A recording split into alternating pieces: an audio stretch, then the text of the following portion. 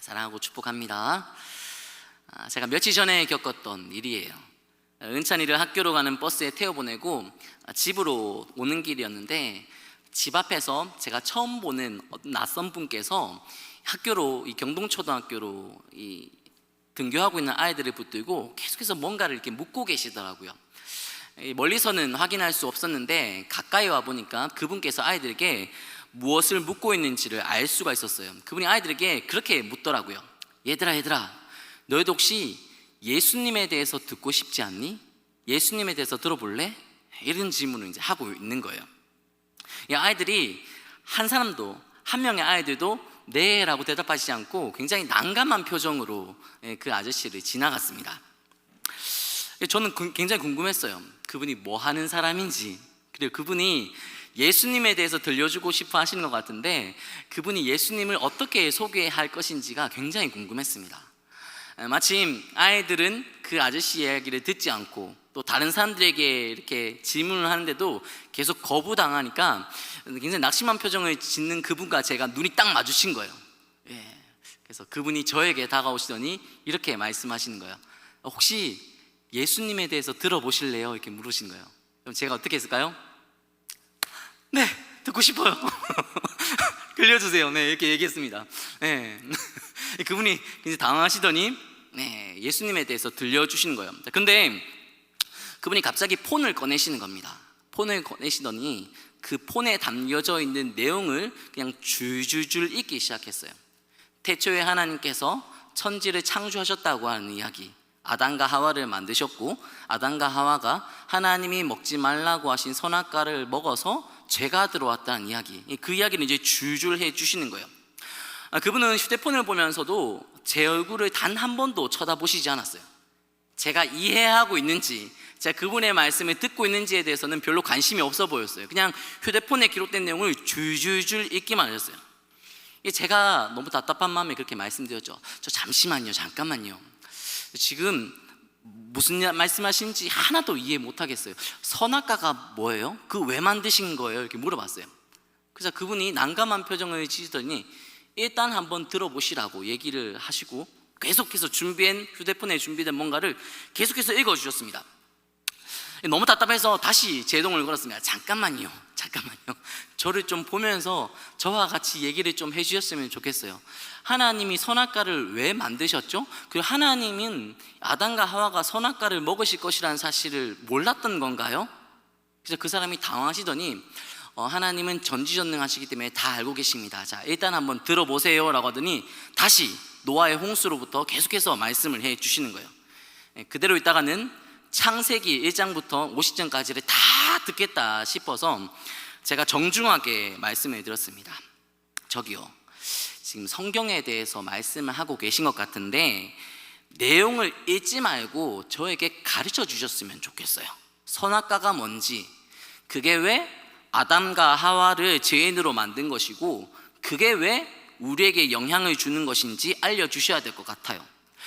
선생님, 그 얘기를 들으시는 분은 지금 무슨 이야기를 하는지, 선생님께서 무슨 말씀을 하려고 하는지 하나도 이해 못할 것 같아요.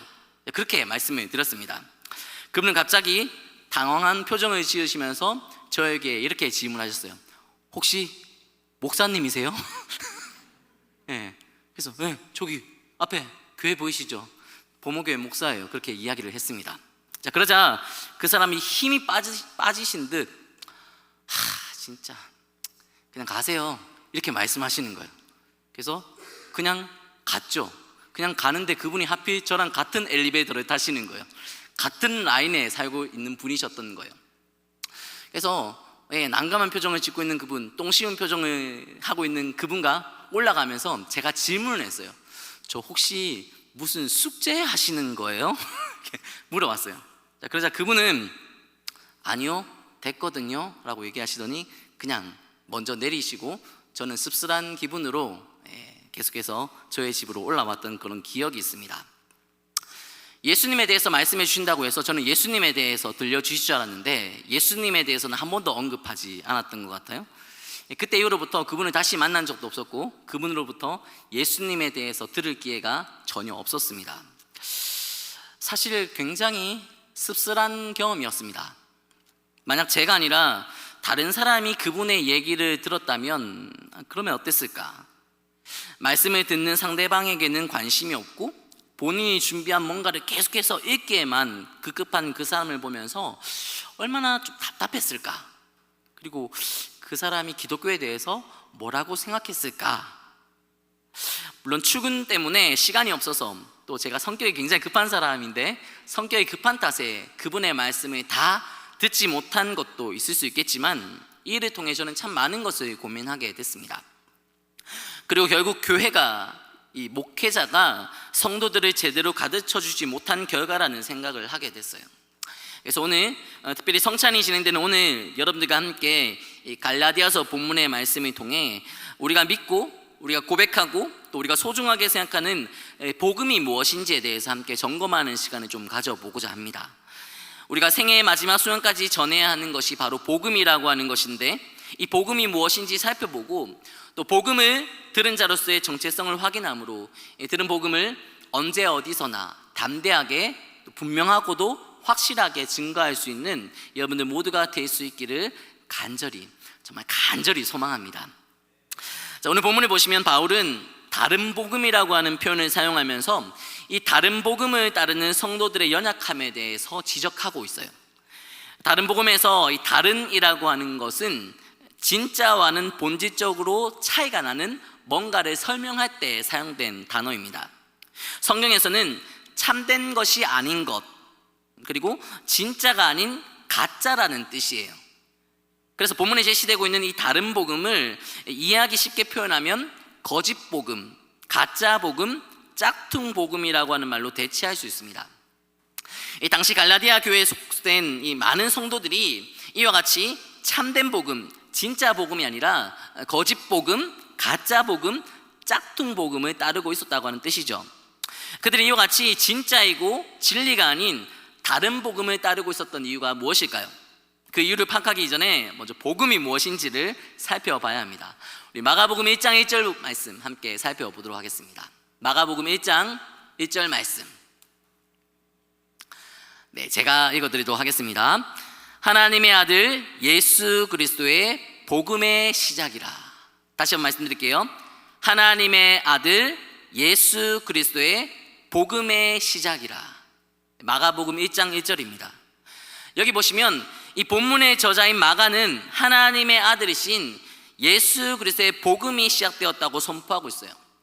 오늘 본문 7절에도 보시면 그리스도의 복음이라고 하는 말이 등장하는데, 이 그리스도의 복음을 원어 그대로 직역을 하면 그리스도에 관한 복음이라는 뜻이에요. 이것은 복음이 그리스도로부터 시작되고 그리스도로 말미암아 성취되고 그리스도로 말미암아 완성된다고 하는 뜻이며, 그리스도와 떼려와 뗄 수 없는 것이라고 하는 뜻입니다. 다시 말해서 그리스도가 곧 복음이라는 것이죠. 신약 성경에서 가장 먼저 등장하는 성경은 마태, 마가, 누가, 요한이 쓴 성경이에요. 이 네 사람이 쓴 성경을 마태 복음, 마가 복음, 누가 복음, 요한 복음, 이렇게 복음서라고 불러요. 왜냐하면 이 성경들은 복음이신 그리스도께서 어떻게 태어나셨고 그 그리스도께서 어떤 일을 감당하셨고 어떻게 죽으시고 어떻게 부활하셨는가를 소개하고 있는 것에 포커스를 맞추고 있기 때문입니다. 그래서 우리가 복음을 전한다고 한다면 그것은 곧 우리가 그리스도를 전한다라고 하는 의미입니다. 또 복음을 듣고 믿고 받아들였다고 하는 것은 곧 우리가 그리스도에 관한 말씀을 듣고 그 그리스도를 믿고 그리스도를 영접하게 되었다라고 하는 뜻이에요.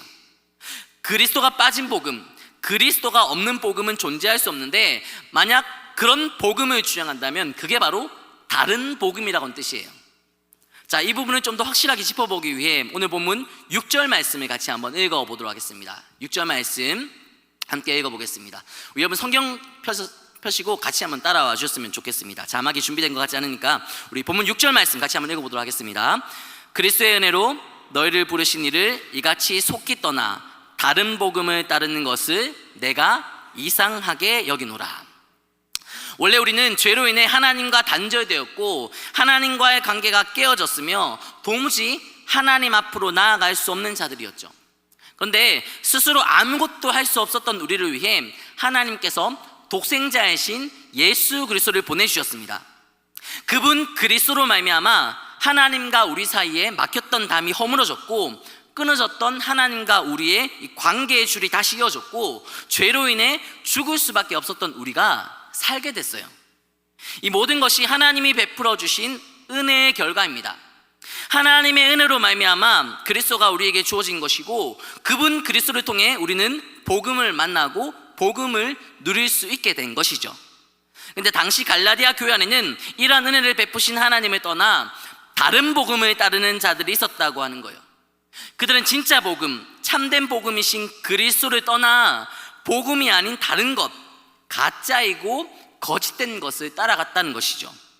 이것은 바울이 이해할 수 없는 일이었고, 6절 말미에서 언급하고 있는 것과 같이 이상하게 여길 만한 일이었습니다.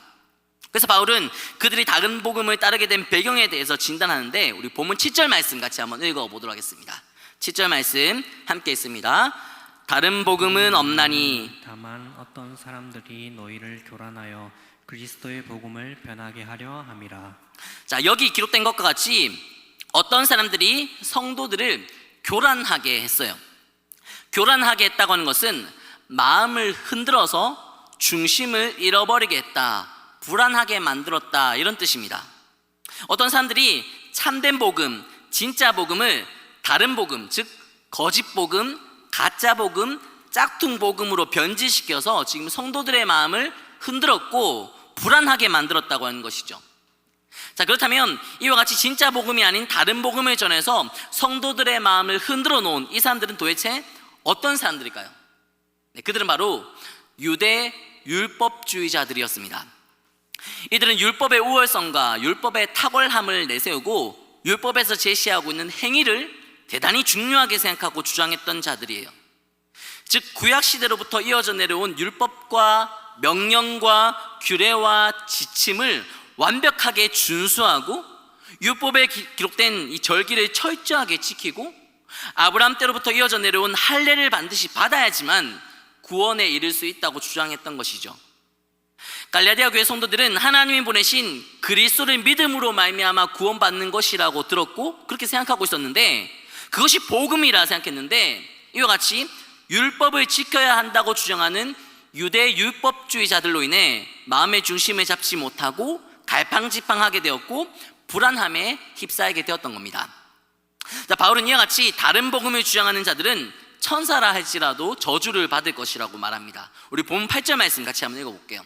8절 말씀 함께 있습니다. 그러나 우리나 혹은 하늘로부터 온 천사라도 우리가 너희에게 전한 복음 외에 다른 복음을 전하면 저주를 받을지어다. 자, 여기서 바울은 다른 복음을 전하는 율법주의자들뿐만 아니라 저주를 받을 대상이 또 하나 더 있다고 말하고 있는데요. 우리 본문 9절 말씀도 같이 한번 읽어볼게요. 9절 말씀 함께 있습니다. 우리가 전에 말하였거니와 내가 지금 다시 말하노니 만일 누구든지 너희가 받은 것 외에 다른 복음을 전하면 저주를 받을지어다. 자, 바울은 자신이 전에도 말했지만 한 번 더 말한다고 강조하면서 누구든지 그리스도가 아닌 다른 것을 복음으로 삼고 받은 것 외에 다른 것을 전하면 저주를 받을 것이라고 하죠. 근데 주목해야 할 것은 바울의 이 경고는 누구를 대상으로 했냐면 지금 성도들을 대상으로 하고 있다고 하는 거예요. 불신자들을 대상으로 한 게 아니라 예수님을 알지 못하는 자들, 예수님을 믿지 않는 자들에게 말하고 있는 것이 아니라 교회 안에 있는 성도들에게 한 메시지라고 하는 겁니다. 이번 우리는 이미 하나님의 은혜로 말미암아 복음을 믿고 구원받은 자들이에요. 그리고 영원한 구원의 완성을 향해 하나님의 은혜를 전적으로 의지하며 살고 있죠. 그렇게 성도로 살아가고 있는 우리에게 이 바울의 경고는 굉장히 어색하고 생소한 말씀인 것처럼 보입니다. 괜한 걱정을 하고 있구나, 그렇게 생각할 수 있어요. 하나님의 은혜가 이렇게 귀하고 감사한데 어떻게 이 크신 하나님의 은혜보다 율법을 앞세울 수가 있지?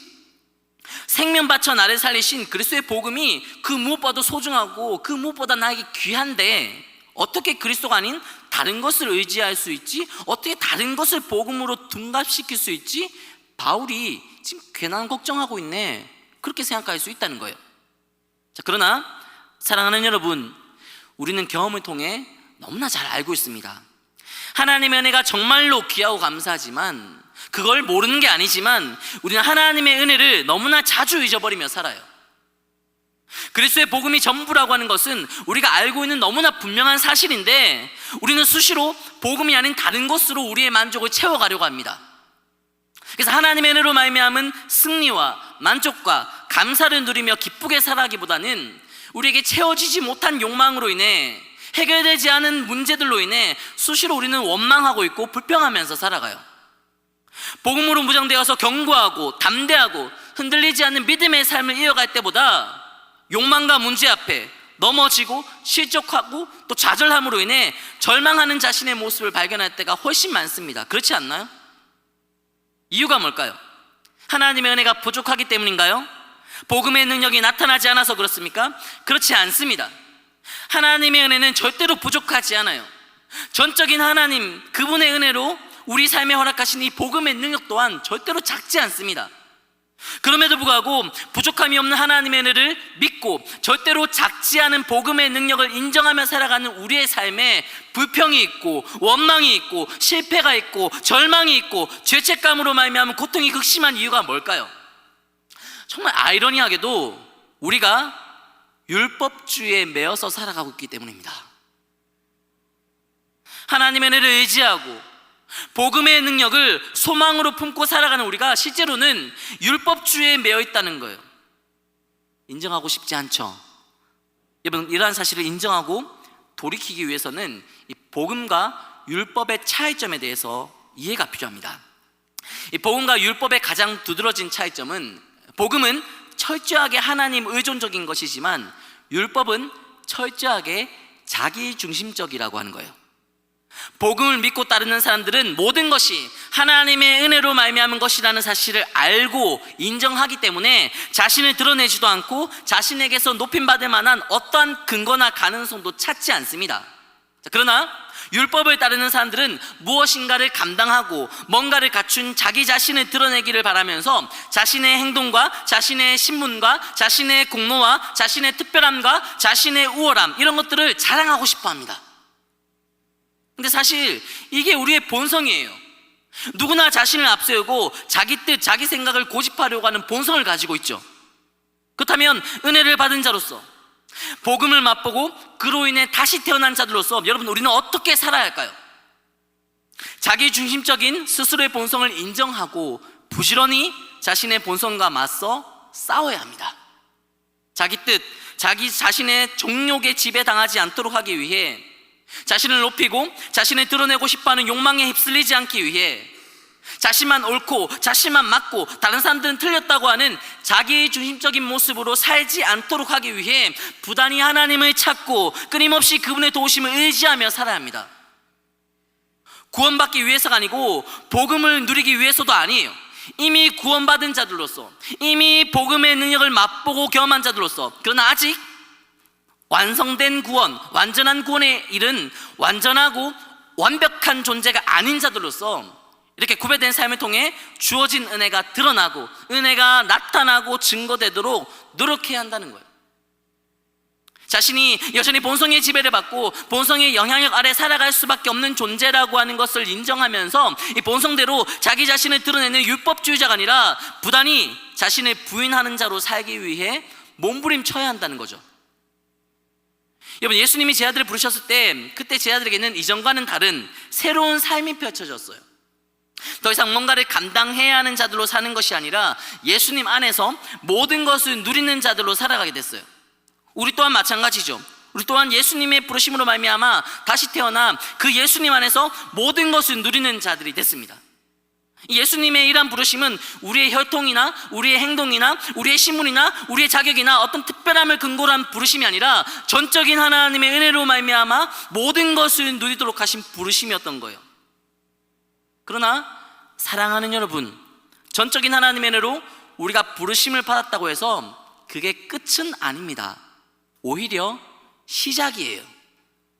이 부르심을 받은 자로서 이제 우리에게는 이전과는 다른 삶이 시작됩니다. 우리는 이것을 사명이라고 말합니다. 이 사명의 삶은 어떠한 삶을 의미하는 건가요? 더 이상 본성대로 자신의 것을 고집하고 자신의 특별함을 자랑하며 드러내며 사는 것이 아니라 부지런히 자기 자신을 죽이고 부인하며 사는 거예요. 아무것도 하지 않아도 된다고 나태하게 사는 것이 아니라 적극적으로 십자가를 짊어지며 살아가는 거예요. 여러분, 그래서 예수님은 구원받은 너희가 구원받았으니 이제는 됐다 그렇게 말씀하시지 않고, 복음을 들은 너희가 복음을 들었으니 이제 아무것도 하지 않아도 된다고 말씀하신 게 아니라, 예수님을 따라가는 자들로서 너희는 자기를 부인하고 십자가 지는 삶을 이어가야 한다고 말씀하신 거예요. 더 이상 자기 본성, 자기 뜻, 자기 생각, 자기 신념대로 살아가는 것이 아니라 자신의 본성을 부지런히 죽이고 자기 뜻, 자기 생각을 죽이고 자기 신념을 죽여야 한다는 거예요. 왜 그래야 합니까? 그리스도를 본받고 그리스도를 따라가고 그 그리스도를 본받기 위해. 근데 갈라디아 교회 성도 중에 많은 사람들이 그리스도를 떠나고 그분의 은혜를 잊어버리며 살았던 것과 같이, 여러분, 우리 또한 하나님의 은혜를 너무나 자주 잊어버립니다. 그리스도의 복음으로 말미암아 변하여 새 사람 된 우리가 여전히 자기 자신을 자랑하고 자신이 가진 것으로, 자신이 하는 것으로 스스로를 드러내고 만족을 채우려고 해요. 다른 복음입니다. 진짜 복음, 참된 복음이 아니라 다른 복음을 따르고 있는 거예요. 여러분, 우리는 왜 이렇게 다른 복음에 쉽게 휩쓸리는 걸까요? 간단합니다. 자기 자신을 내려놓지 못해서 그래요. 자신을 부인하지 못해서 그렇습니다. 자신을 내려놓기가 싫어서, 자신을 죽이며 사는 게 죽기보다 싫어서 그렇습니다. 우리는 끊임없이 자신이 경험한 것으로 그러한 경험을 하지 못한 사람들 위해 군림하려고 합니다. 자신이 알고 있는 것으로 알지 못하는 자들을 정죄하려고 해요. 자신이 가진 것으로 가지지 못한 자들을 판단하려고 합니다. 여러분, 이렇게 자랑거리가 될 만한 것들, 자신이 드러날 만한 산만을 고집하면서 새로운 삶을 가르치고 사명자의 길을 제시하는 자들을 끊임없이 거부합니다. 은혜로 사는 게 아니라, 복음으로 살아가는 게 아니라 식어버린 가슴을 품고 냉랭한 율법주의자로 살고 날선 이성주의자로 사는 거예요. 오늘날 이 시대는 정보 홍수의 시대입니다. 원하고 바라는 정보가 있다면 누구나 손쉽게 얻을 수 있고 찾아볼 수 있어요. 또 오늘날 이 시대는 물질을 막는주의 시대입니다. 가진 것이 전부다고 생각해서 필요한 것이 있다면 무엇이든지 가지려고 하고, 가능하다면 불법을 통해서라도 바라는 것을 구하려고 하고, 실제로 쉽게 모든 것들을 구할 수 있습니다. 그러다 보니 특별히 모자라거나 부족하다고 하는 생각 없이, 무엇인가를 간절히 원하고 바라고 갈급해하는 마음 없이 모든 사람들이 모든 것을 누릴 수 있는 이 세상에서 그럭저럭 잘 살아가요. 그러나 우리가 어떤 시대를 살아가든지, 우리가 사는 시대가 좋은 시대든지 좋지 않은 시대든지 변하지 않는 사실이 있습니다. 우리 믿는 자들은 구원의 은혜를 받게 된 우리는 언제나 복음의 영향력 아래 살아가야 한다고 하는 거예요. 원하는 것을 다 얻고 바라는 것들을 다 손에 쥘 수 있다 하더라도 하나님의 은혜 없이는 단 하루도, 단 한시도, 한순간도 살 수 없기 때문이고, 그분의 은혜 없이는 살아도 사는 게 아니기 때문입니다. 여러분, 이러한 인식을 위해 지금 우리는 절대로 온전한 존재가 아니고 절대로 완성된 존재가 아니라고 하는 깨달음이 필요합니다. 빌립보서 3장 12절 말씀 우리 같이 한번 읽어보도록 하겠습니다. 함께 읽습니다. 내가 이미 얻었다 함도 아니요 온전히 이루었다 함도 아니라 오직 내가 그리스도 예수께 잡힌 바 된 그것을 잡으려고 달려가노라. 바울은 세계 선교를 위한 발판을 마련한 사람이었고, 실제로 이 세계 선교를 시도한 첫 번째 사람으로서 아주 위대한 일을 이룬 사람입니다. 근데 성령으로 말미암아 수많은 은사를 누려봤던 사람이고, 심지어 하나님 나라까지 갔다 온 사람이에요. 그쯤 되면 자신을 드러내고 자신의 경험을 자랑하고 자신의 방식을 고수하고 집착하는 율법주의자가 될 수 있는 가능성이 다분한 사람이었죠. 그러나 그런 생각, 그런 자부심으로 복음을 전한다면 그건 진짜 복음이 아니에요. 가짜 복음, 다른 복음입니다. 그리고 그런 삶에 만족하며 살아간다면 그것은 참된 복음이 아니라 다른 복음대로 사는 거예요. 그러나 감사하게도 위대한 일을 이루었고 수많은 열매와 성취와 결실을 맛보았지만, 이 바울은 자신이 완전한 자가 아니라고 한 사실을 또 알았고, 자신이 온전히 이룬 것도 아니라는 사실을 알고 있었습니다. 하나님의 은혜가 아니면, 하나님의 은혜가 없으면, 복음의 능력 안에 사로잡히지 않으면 아무것도 소용없다는 사실을 절감하며 살았어요. 그래서 바울은 여전히 하나님의 은혜를 향하여 참된 복음의 능력을 붙잡기 위하여 내가 부지런히 달려가겠다, 그렇게 결단합니다.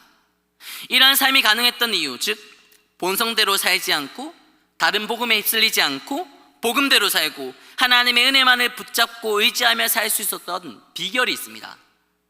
바울은 언제나 하나님 앞에, 그분의 말씀 앞에 자신을 세우며 살았어요. 하나님 앞에 서니 절대로 우쭐해질 수 없습니다. 말씀 앞에 자신을 세우니까 절대로 교만한 마음을 가질 수 없어요. 이쯤 하면 됐다고 하는 안일한 생각도 품을 수 없습니다. 오히려 시간이 가면 갈수록 더 굴복하고 시간이 가면 갈수록 더 엎드리게 됐어요. 세월 지나갈수록 더 의지할 것밖에 보이지 않았죠. 근데 우리는 바울이 고백하고 그가 기록한 성경을 통해 이러한 바울의 태도를 확인할 수 있습니다. 사역 초창기였을 때 바울은 자기 자신을 이렇게 소개합니다. 사역 초창기였을 때요, 고린도전서 15장 9절 말씀 같이 한번 읽어보도록 하겠습니다. 함께 읽습니다. 나는 사도 중에 가장 작은 자라. 나는 하나님의 교회를 박해하였으므로 사도라 칭함받기를 감당하지 못할 자니라. 사도 바울은 자신이 교회를 핍박했던 자로서 사도라고 칭함받기에는 너무나 작은 자라고 고백합니다. 그러니까 사도 중에 가장 작은 자다, 그렇게 자신을 소개하고 있죠. 근데 시간이 더 지나서 바울은 자신의 모습이 더 작고 더 초라해 보였습니다. 에베소서 3장 8절 말씀 같이 한번 읽어보도록 하겠습니다. 함께 읽습니다. 모든 성도 중에 지극히 작은 작은 자보다 자보다 더 작은 나에게 이 은혜를 주신 것은 측량할 수 없는 그리스도의 풍성함을 이방인에게 전하게 하시고. 바울은 이제 자신이 사도가 아니라 모든 성도 중에서도 지극히 작은 자보다 더 작은 자다, 그렇게 고백합니다. 자신을 엄청 낮추어서 부르고 있는 거죠. 근데 여기서 멈추지 않습니다. 바울이 죽기 직전에 쓴 디모데전서 1장 15절 말씀 같이 한번 읽어보겠습니다. 함께 읽습니다. 미쁘다 모든 사람이 받을 만한 이 말이요 그리스도 예수께서 죄인을 구원하시려고 세상에 임하셨다 하였도다. 죄인 중에 내가 괴순이라. 여러분, 수많은 성과를 내고 수없이 많은 일을 완수하고 누구봐도 많은 은사를 누렸음에도 불구하고 바울이 자신을 이전보다 더 부족한 존재, 이전보다 더 연약한 존재, 이전보다 더 불완전한 존재라고 고백하는 것은 그의 믿음이 날이 가면 갈수록 약해졌기 때문이 아니에요. 하나님을 향한 그의 시선이 날이 가면 갈수록 흐려졌기 때문도 아닙니다. 오히려 하나님을 향한 시선이 더욱 선명해졌기 때문입니다. 하나님 앞에 서서 그분의 은혜가 얼마나 깊은지, 그분의 사랑이 얼마나 귀한 것인지를 이전보다 더욱 자세하게, 더욱 분명하게 절감하며 살았기 때문에 이런 고백이 가능한 거예요. 하나님을 만나면 만날수록, 하나님의 은혜와 사랑을 마주하면 마주할수록 자신은 더 미약한 존재, 더 비천한 존재, 더욱 불완전한 존재로 보이는 겁니다. 그래서 날이 가면 갈수록 하나님만 높이고 자신을 온전히 내려놓고 부인하는 진짜 복음의 사람으로 살아갈 수가 있는 거죠. 만약 우리가 바울처럼 점점 비우고 낮추며 살지 못하고 그와 반대로 점점 채우려고 하고 점점 높아지면서 살아가기를 원한다면 그 이유는 분명합니다. 하나님 앞에 서지 않기 때문이에요. 하나님의 말씀 앞에 자기 자신을 세우려고 하지 않기 때문입니다. 보이는 상황 속에 갇혀서 자기 자신만 바라보고 자신만을 고집하기 때문이고, 하나님 앞이 아니라 사람들 앞에 자신을 세우려고 하기 때문이에요. 그래서 나를 비우는 것이 아니라 나를 고집하고, 나를 부인하는 것이 아니라 나를 드러내고, 나를 내려놓지 못한 채 누군가를 비난하고 정죄하고 판단하며 사는 거예요. 복음을 누리는 행복하고 기쁘고 감사가 넘치는 삶을 살아가는 것이 아니라 율법주의자로서 자격과 기준을 내세우는 까다로운 삶, 날카로운 시선, 식어서 딱딱하게 굳어져 버린 이 냉랭한 가슴으로 살아가는 거예요.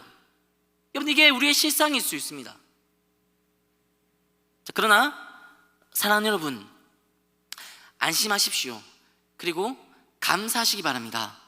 우리는 그렇게 부족한 모습으로 살 수 있지만 연약한 생각과 나 자신을 드러내고 고수하려고 하는 이 율법주의의 영향을 받으면서 우리는 수시로 넘어질 수 있지만 절대로 우리를 포기하시지 않는 하나님은 오늘 또다시 우리를 이곳으로 인도하셔서 하나님 앞에, 하나님의 말씀 앞에 세워주셨습니다. 우리 넘어지고 우리는 실패할 수 있지만 완전하신 하나님의 사랑과 그분의 인도하심으로 인해 우리는 말씀 앞에서 다시 결단하고 다시 일어서고 다시 회복되고 다시 자라가는 은혜를 누릴 수가 있는 거예요. 그렇다면 언제까지 이런 삶이 되풀이 될까요? 다시 한번 빌립보서 3장 12절 말씀 보세요. 내가 이미 얻었다 함도 아니요 온전히 이루었다 함도 아니라. 여러분, 이 말씀을 명심하셔야 합니다.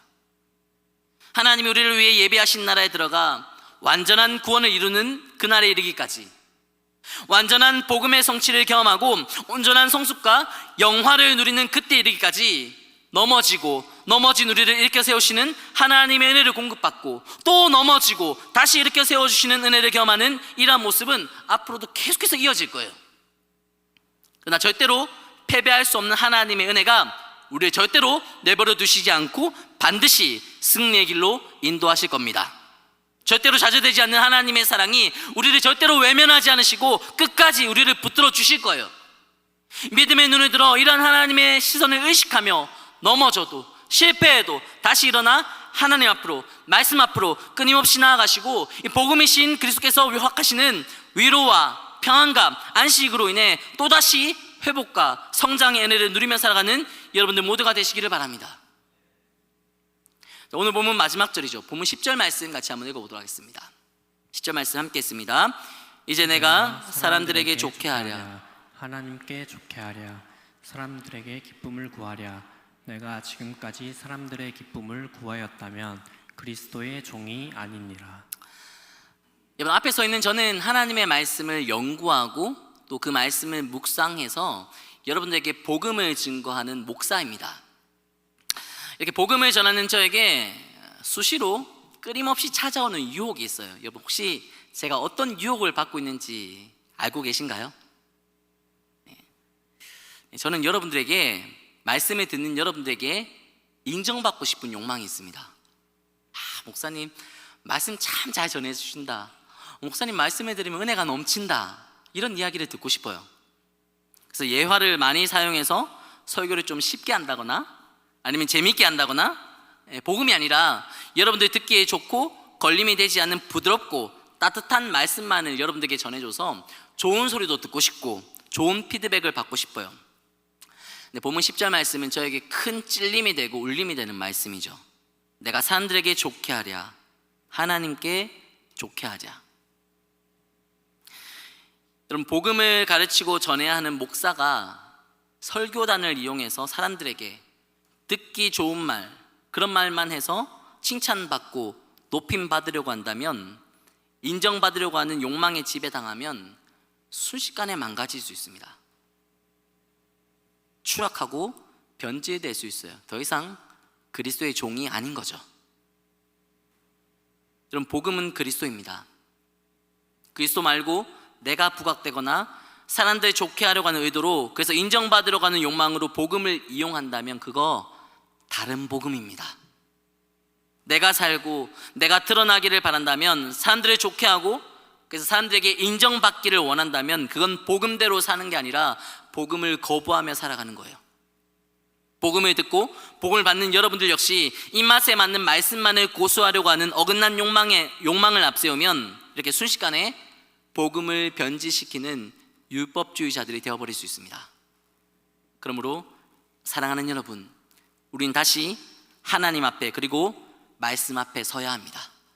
하나님께서 베풀어 주신 은혜와 사랑을 늘 마주하며 살아가시고, 말씀을 통해 율법주의를 지향하는 자신의 모성을 꺾고 인정받고 싶어하는 욕망도 비우고 참된 복음, 진짜 복음이신 그리스도만을 깊이 만나며 살아가셔야 돼요. 오직 내 안에 그리스도께서 사시도록, 드러나는 내 삶, 내 인생에 그리스도만이 나타나시도록, 그분 그리스도만이 높아지시도록 헌신하고 결단하며 다짐할 때, 우리의 헌신과 결단과 다짐 때문이 아니라 헌신하고 결단하고 다짐하게 하시는 하나님의 은혜와 하나님의 섭리로 이 모든 구별된 삶을 실천할 수 있습니다. 그러므로 다른 것에 사로잡히지 마시고, 여러분, 오직 복음으로 무장될 수 있기를 바랍니다. 다른 것 붙들지 마시고 다른 것에 집착하지 말고 다시 복음만을 붙드시고 복음대로 살아가시는 여러분들이 되시기를 바랍니다. 실패하더라도 다시 일어나 하나님 앞으로 나아가면 되고, 넘어지더라도 다시 일어나 말씀 앞에 서면 됩니다. 그리스도를 위해, 그분만이 증거되시기를 위해 자기 자신을 부인하며 가장 낮은 곳으로 거침없이, 주저함없이, 망설임 없이 나아가는 여러분들의 삶을 통해 우리 하나님께서 영광 받으실 거예요. 이것은 하나님께서 바라시는 삶이고 하나님께서 기뻐하시는 삶이니, 우리가 영원히 함께 하시는 하나님은 우리가 반드시 그렇게 살아갈 수 있도록 그 크신 은혜와 사랑으로 우리를 인도해 주실 겁니다. 그러므로 그 하나님의 인도하심 안에서 부지런히 자신을 비우고 참된 복음이신, 진짜 복음이신 그리스도만을 바라보고 증거함으로 하나님 나라가 확장되는 일에 귀하게 쓰임받는 여러분들 모두가 될 수 있기를, 우리 새벽에서 공동체가 될 수 있기를 주님의 은혜에 의지하여 간절히 소망하고 축복합니다. 이렇게 그 자리에서 일어나셔서 말씀 앞에서 함께 찬양하고 결단하며 기도하도록 하겠습니다. 함께 자리에서